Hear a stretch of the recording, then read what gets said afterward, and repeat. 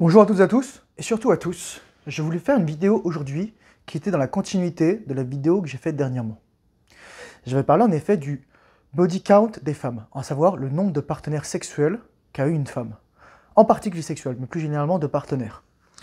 Et souvent, on me pose la question, mais pourquoi c'est important en fait? Pourquoi c'est problématique?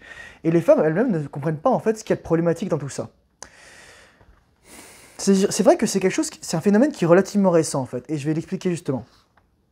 Moi, je vais commencer par citer Dai CJ, ou plutôt qui cite Balzac, à la fin de Balzac et la petite taille chinoise, où il dit justement, il fait dire à la petite taille chinoise, la beauté d'une femme est un trésor qui n'a pas de prix.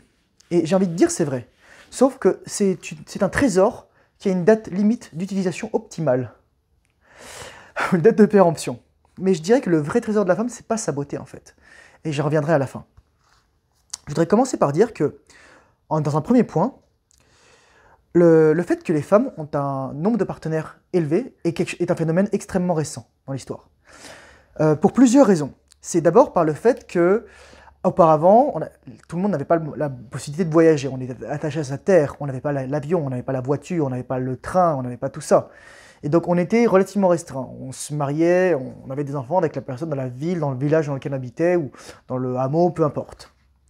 C'est les médias sociaux et la compétition globale qui en a résulté qui a fait que cette chose est devenue prépondérante. Parce que les femmes, en fait, dès qu'elles ont 12, 13, 14, 15 ans, et je rigole même pas dans cet âge-là, à partir du moment où elles ont une connexion Internet, qu'elles ont un réseau social, il y a des mecs qui vont bombarder leurs messages privés pour lui dire hey, « viens à Los Angeles, viens à Dubaï, viens à Londres, viens à Paris, viens à n'importe où ».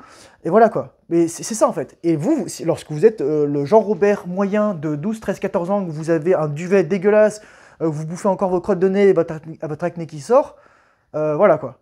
Mais ça aussi, c'est le fait que justement, les hommes et les femmes qui se marient à peu près dans le même âge, la même tranche d'âge, c'est une exception en fait. Ça a été une exception jusqu'à récemment. D'ailleurs, même pour l'école, je considère qu'on ne devrait pas mettre les hommes et les femmes, les hommes et les femmes, les filles et les garçons, qui ont le même âge, dans la même classe. Parce que justement, nous les garçons, nous évoluons plus tardivement et différemment. Et on a besoin beaucoup plus de se dépenser. Donc c'est le premier point justement, l'apparition de la compétition globale. Que ce soit aussi avec Tinder, les applications de rencontres, au secours, les applications de débauche sexuelle, on va le dire tout de suite. Tinder, c'est pas fait pour trouver l'amour, même si ça peut arriver. C'est fait pour se faire troncher ou troncher, voilà. Et sauf que 90% des hommes sont invisibles dessus, et 90% des femmes se disputent 10% des hommes, voilà. Le deuxième point, je dirais, c'est la libération sexuelle qu'il y a eu, je dirais qu'il y a une cinquantaine d'années, qui est une illusion. Cette libération sexuelle ne concerne que 5 à 10% des hommes qui sont ultra successful et qui peuvent se partager, en fait, toutes les femmes qui vont leur courir après. Parce qu'en fait, c'est ça, les femmes ne vont pas se rendre compte que les hommes ont énormément d'opportunités, en fait. Et donc elles vont croire qu'elles ont la possibilité d'avoir Giga Chad qui lui peut avoir 1000 ou 10 000 femmes à ses pieds, quoi. Et donc en fait ça crée énormément d'instabilité sociale à ce niveau-là et c'est un point qui est très dangereux en fait. Troisième point, c'est pourquoi le body count des femmes est important, c'est parce que en fait, pourquoi il y a une perte de valeur en fait? Pourquoi les femmes perdent de la valeur en fonction de leur body count augmente? Et les femmes ne comprennent pas ça en fait. Et moi je vais vous le dire pourquoi. C'est mon point de vue, ça reste mon opinion, j'ai beaucoup réfléchi à tout cela, mais je pense qu'il y a des éléments intéressants à voir à ce niveau-là. Oups, tac, j'ai fait tomber ça. Lorsqu'une femme a un body count élevé, ça veut dire plusieurs choses déjà. Ça veut dire déjà qu'elle a une incapacité à choisir. Deuxièmement, qu'elle a une incapacité à sélectionner. Et troisièmement, qu'elle a une incapacité à retenir. Et surtout, à évaluer la valeur d'une personne. Donc en fait, ça en dit long sur son caractère. C'est un red flag gigantesque. Sauf que nous, la plupart des hommes, on est désespérés et on va se mettre des œillères pour pas voir les red flags. Et donc on va tomber dans des trucs pas possibles. Et en fait, ça nous pose la question aussi, finalement, à quoi sert une femme? Quelle est l'utilité d'une femme? Il y en a qui disent, ah oui, c'est juste pour avoir du sexe et faire les sandwichs. Bon, je suis pas d'accord du tout avec ça, parce que je considère qu'en fait, c'est juste sexe, c'est cerveau reptilien, faire des sandwichs, c'est cerveau reptilien aussi, mammalien, éventuellement un trophée, c'est voilà, c'est juste du statut, c'est juste de la reproduction, c'est en fait, voilà, quoi. Ces genres de personnes-là, ils n'ont pas un niveau de conscience élevé, et surtout, ils ne pratiquent probablement pas la rétention séminale. Il y a une dimension aussi d'émotion, de partage et de conscience à considérer, mais ça, je reviendrai plus tard dans une prochaine vidéo.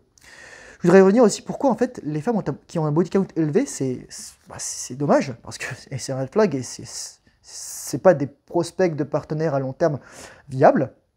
C'est parce que Ça va être drôle, je vais faire un aparté là-dessus. Mais je parlais de l'industrie du préservatif. Oui, bien sûr, il y a les MST, etc. Mais la principale raison du préservatif, c'est la question de tomber enceinte ou pas. Donc, ce qui se passe, en fait, c'est on a juste l'acte sexuel pour le plaisir, pas pour la production. Donc déjà, en fait, on est dans un hédonisme, en fait. Il y a une perte de substance sèche à la fois pour l'homme et la femme, que ce soit à travers les règles qui ne sont pas utilisées ou alors l'éjaculation. Et surtout, moi j'avais fait cette observation, la plupart des préservatifs, à part éventuellement aussi ceux qui sont constitués de vinyle, ceux qui sont constitués en latex, c'est des isolants électriques. Ok? C'est du caoutchouc. Je vais pas dire bêtises. Bref, c'est un truc pour isoler. C'est une membrane isolante. Et en fait, il n'y a pas de courant bioélectrique qui passe entre l'homme et la femme. Donc c'est qu'en fait, on n'a même pas le partage en fait. C'est comme s'il y avait, pardon, excusez-moi, une sorte d'empêchement de partager. Je ne vais pas dire conspiration, sinon je vais passer par un complotiste, mais voilà. Il n'y a pas de transfert, il y a une perte sèche dans les deux sens. Et ça, c'est une tragédie. On est dans l'hédonisme. 5e point, on est dans le pur plaisir. On est vraiment là juste pour jouir, littéralement jouir, éjaculer, et voilà. Et en fait, il y a une dimension de facilité aussi qui est liée à ça. Parce que 6e point, et c'est ça, c'est le point le plus important, je pense. Pourquoi c'est un red flag, les femmes qui ont un body count? Parce qu'en fait, à la fin de son livre Your Brain on Porn, Gary Wilson, il cite Aristote, qui dit, littéralement, sur l'habitude, We are what we repeatedly do. Nous sommes ce que nous faisons de manière répétitive.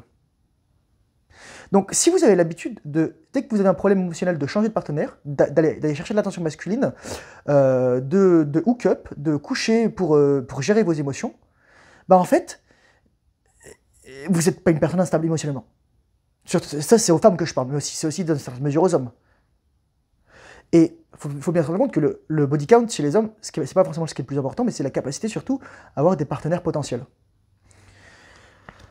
L'autre chose qui est importante à ce niveau-là, j'ai envie de vous dire, c'est le fait que lorsqu'une femme a beaucoup de partenaires, en fait, elle va se dire « Ah, j'en aurai toujours tout le temps ». Sauf que c'est une illusion, ça. Parce que comme je vous disais, la femme a une date limite d'utilisation optimale. Parce que c'est pas sa beauté qui n'a pas de prix, c'est sa virginité. C'est la virginité d'une femme qui n'a pas de prix. Et la question de l'habitude aussi, c'est de se dire, une femme qui a l'habitude, par exemple, ou un homme qui a l'habitude de juste aller coucher quelque part lorsqu'il en a envie, parce qu'il est l'esclave de ses pulsions, en fait, il est faible. Et là aussi, il cite Aristote au début, Gary Wilson, il dit « I count him braver who overcomes his desires than him who conquers his enemies, for the hardest victory is over self. » Je le considère comme plus brave, celui qui surmonte ses désirs, que celui qui conquiert ses ennemis, car la plus dure des victoires est sur soi-même. Et c'est pour ça qu'on pratique la rétention séminale, nous les hommes, parce qu'on surmonte notre désir. Alors que, dans cette société de la facilité, où les femmes peuvent littéralement avoir tout ce qu'elles veulent, elles ont les bénéfices d'être une femme et les avantages d'être un homme. Les femmes qui vont pouvoir garder leur virginité ou garder un body count extrêmement bas, ce seront elles les femmes de haute valeur. Et en plus d'avoir des valeurs appropriées et pas seulement juste de se dire « Ah, je suis supérieur, etc. » Car c'est le plus dangereux aussi, je dirais, se dire de devenir arrogant à ce niveau-là. Je conclurai sur ce point, disant de Slavoj Žižek que ce n'est pas le sexe, la libération sexuelle qu'il a fallu, c'est une libération de l'amour. Car nous ne savons plus communiquer. Nous passons notre temps à nous courir après les autres. C'est pour ça qu'en fait, on crée des games avec les SMS, avec les appels, avec les DM, avec les trucs. On se court après. En fait, on est vraiment des esclaves. On est des esclaves de nos pulsions, des esclaves de notre programmation. Et on ne s'en rend même pas compte. Je ne vais pas aller plus loin sur cette vidéo, je pense que j'ai tout dit. Je vais juste conclure là-dessus. Mesdames, si vous voulez garder votre valeur et votre capacité à fonder une famille et à vous attacher plus tard, prenez soin de votre psyché. Et faites attention à ce que vous faites. Souvenez-vous de ce que j'ai dit dans une autre vidéo. How we do anything is how we do everything. La façon dont nous faisons chaque chose, c'est la façon dont nous menons notre vie. Courage, force, honneur, bonne rétention séminale, et à très bientôt dans une prochaine vidéo. Bye bye.